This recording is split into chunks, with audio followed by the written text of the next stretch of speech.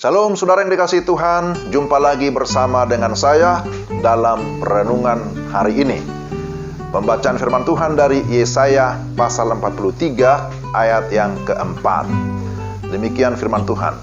Oleh karena engkau berharga di mataku dan mulia, dan aku ini mengasihi engkau, maka aku memberikan manusia sebagai gantimu dan bangsa-bangsa sebagai ganti nyawamu. Renungan kita saya beri tema kita berharga di mata Tuhan. Kita berharga di mata Tuhan. Saudara yang dikasihi Tuhan, setiap orang ingin dihargai. Kalau dapat pujian atau penghargaan, senangnya luar biasa, bukan?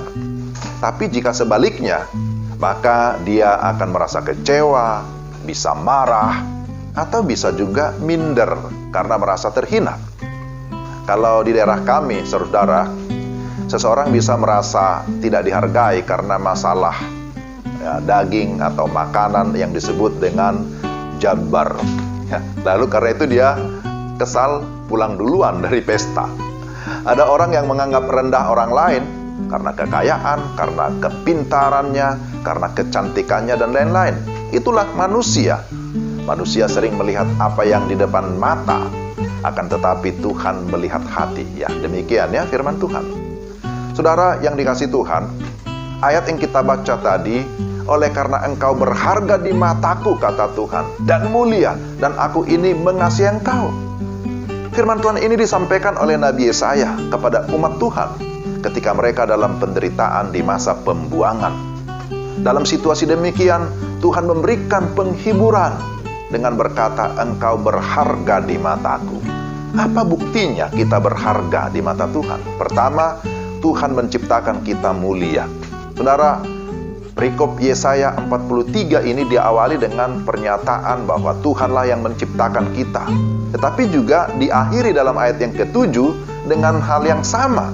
Tuhanlah yang menciptakan dan membentuk kita. Dia menciptakan manusia dengan kualitas sungguh amat baik. The best quality. Kenapa? Karena memang manusia dicipta berbeda dari seluruh ciptaan yang lain. Kita diciptakan menurut gambar dan rupa Allah. Sekali lagi, kita diciptakan berbeda dari segala ciptaan yang lain. Betapa ajaibnya Tuhan menciptakan saudara dan saya, sehingga tidak ada satupun yang persis sama di dalam dunia ini, sekalipun kembar. Itu ajaib ya, luar biasa. Ada miliaran orang di dalam dunia ini, tetapi tidak ada satupun yang persis sama, sekalipun kembar. Dan semua punya potensi masing-masing. Semua memiliki ciri khas yang unik. Setiap pribadi memang luar biasa, diciptakan Tuhan mulia. Ini hal yang pertama, kita begitu berharga. Tapi yang kedua, Tuhan menebus kita.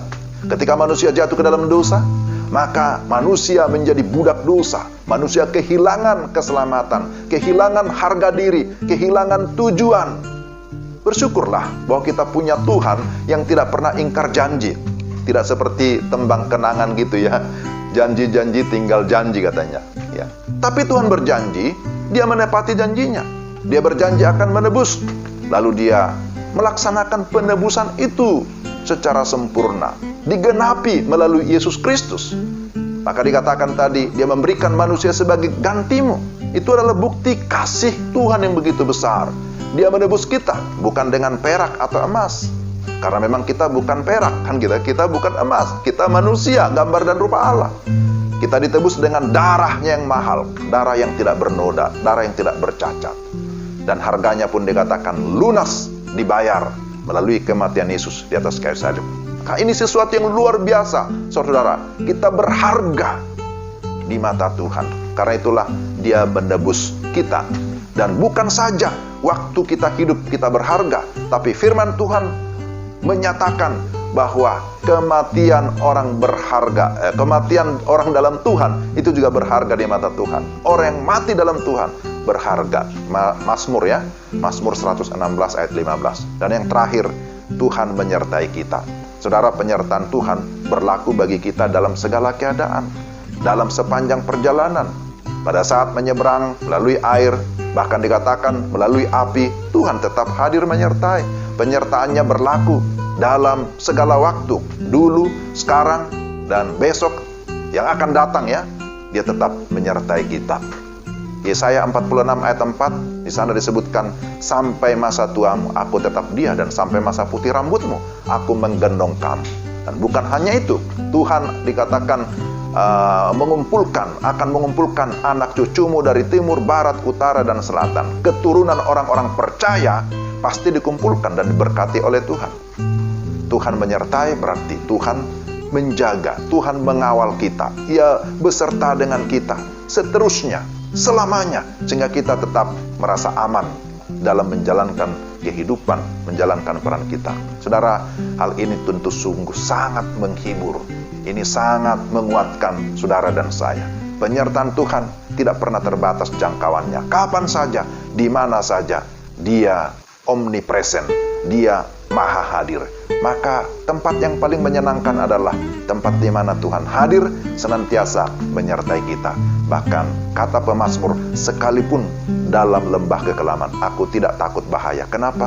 Karena ada Tuhan yang menyertai. Puji Tuhan, Allah mengasihi saudara dan saya. Kita berharga di mata Tuhan. Karena itulah Tuhan menciptakan kita mulia. Dia menebus dan berjanji menyertai kita. Asalkan kita tetap hidup bergantung kepada Tuhan, hidup sesuai dengan firman-Nya. Pertanyaannya, maukah saudara sekalian mengalami kasih-Nya? Maukah kita hidup sesuai dengan firman-Nya? Maukah kita menjalani kehidupan yang pasti, kehidupan yang kekal? Tentu semua kita mau, ya. Kita berharga di mata Tuhan. Karena itu Dia senantiasa mengundang kita, marilah kepadaku, kamu yang letih lesu dan berbeban berat, aku akan memberi kelegaan kepadamu. Maka datanglah kepadanya, akui dosamu, minta pengampunan dari Tuhan, bertobat, lalu beriman, percaya dan terima Yesus Kristus sebagai Tuhan dan Juru Selamat di dalam hatimu secara pribadi. Maka engkau, maka saudara pasti akan diselamatkan. Karena memang kita berharga di mata Tuhan. Amin. Mari kita berdoa. Tuhan, terima kasih untuk firman-Mu.